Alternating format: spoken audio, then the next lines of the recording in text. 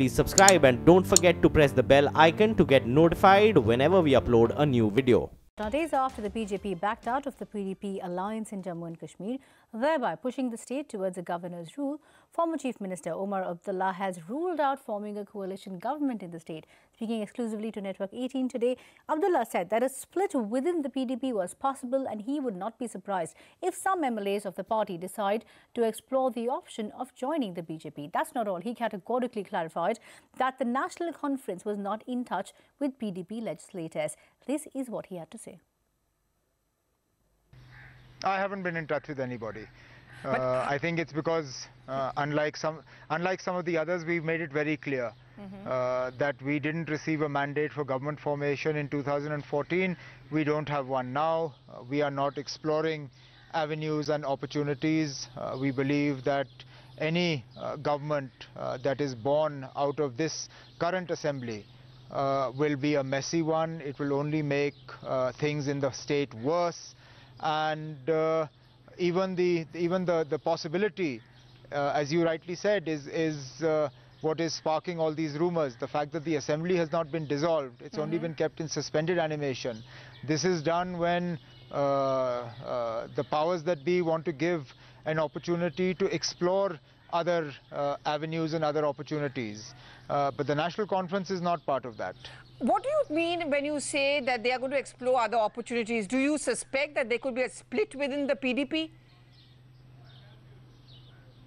Anything is possible. We were all privy to the developments within the PDP after Mufti Sayyid Saab passed away. It was no secret that a very large pressure group formed within the legislative party of the PDP.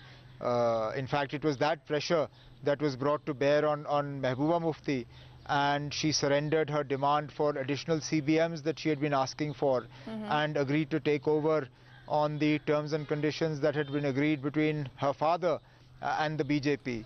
So it's not beyond the realm of possibility that a similar pressure group will re-emerge from that party. Don't forget the circumstances under which they lost power, the swiftness with which they lost power. All of them are surprised. They didn't expect it, and it's very difficult for them to come to terms with.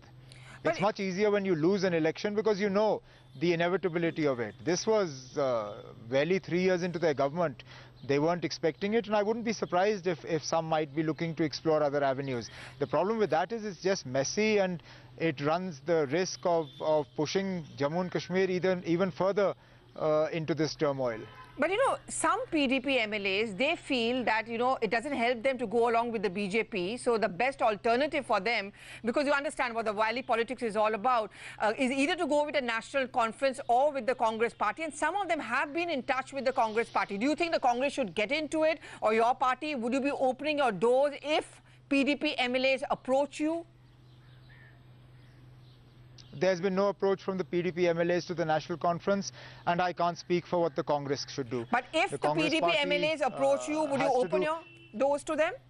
If the PDP MLAs... Why are you presenting a hypothetical situation? They haven't approached me. So, and if they had to approach, they would have approached by now. I think the fact that the National Conference hasn't left any sort of space for doubt. We have said very clearly that as far as we are concerned, the #1 priority right now should be the restoration of calm, the restoration of peace, the restoration of a degree of normalcy in Jammu and Kashmir. We want to ensure that there are no human rights violations, no excesses by the security forces, this regular feature of protests and stone pelters and that sort of thing happening. We want to see an end to that. Subsequent to that, we can look at the restoration of the political process. But using this opportunity to put together a ragtag coalition made up of breakaway factions from a party or two parties, as I said, that is perhaps the worst thing we can do for Jammu and Kashmir today. All right, Omar Abdullah finally breaking his silence there. But let's stick to political stories. Karnataka Water Resource Minister D.K. Shivakumar has been issued a fourth summon by a special court dealing with economic offences. Now, this is in connection with alleged tax evasion.